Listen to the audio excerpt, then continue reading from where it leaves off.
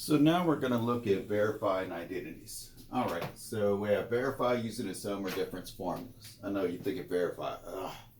Well, these aren't going to be too bad right here. All right, let's verify this identity. Remember, you want to work with one side, make it look like the other, right? Usually the more complicated side you start with. So I'm going to start with the sine of pi over 2 plus x, okay? Let me try to manipulate this and make it look like cosine of x. All right, let's use this sum identity for the side. Sine of pi over 2 plus x is what? Sine of pi over 2 times the cosine of x plus the cosine of pi over 2 times the sine of x, according to our identity. Well, let's see, what's the sine at pi over 2? The value of the sine is 1, right? So this is 1 times the cosine of x plus, what's the cosine of pi over 2? That's 0 times the sine of x. 1 times cosine of x is cosine of x. 0 times sine of x is 0. Cosine of x plus 0 is cosine of x. There we go. I just verified it.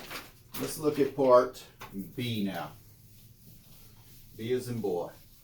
Want to verify using the sum or difference formulas. And for part B, we have cosine of x minus y minus cosine of x plus y is equal to 2 times the sine of x times the sine of y.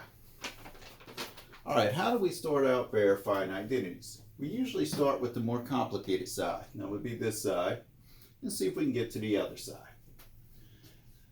So I'm going to start out with the cosine of x minus y minus the cosine of x plus y, and see if I can make it look like that side. Well, right here, let's do that difference identity for cosine.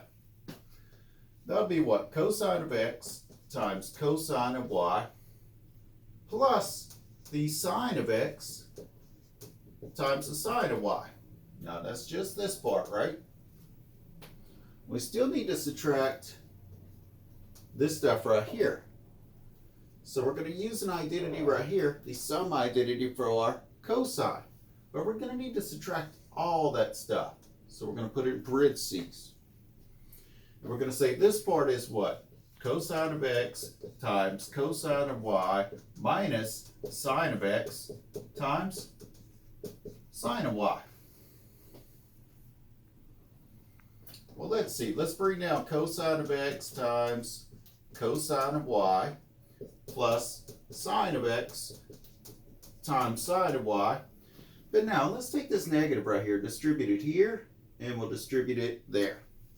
So we have minus cosine of x times cosine of y plus sine of x times sine of y. Let me reevaluate what I have here. I have cosine of x, cosine y here, and I have negative cosine of x, cosine y there. So those are going to zero each other out, right? So what do I have here? Sine of x times y plus another sine of x plus y. So what does that give me? 2 sines of x times sines of y. Now, is that where I was headed? Sure is. A verified identity.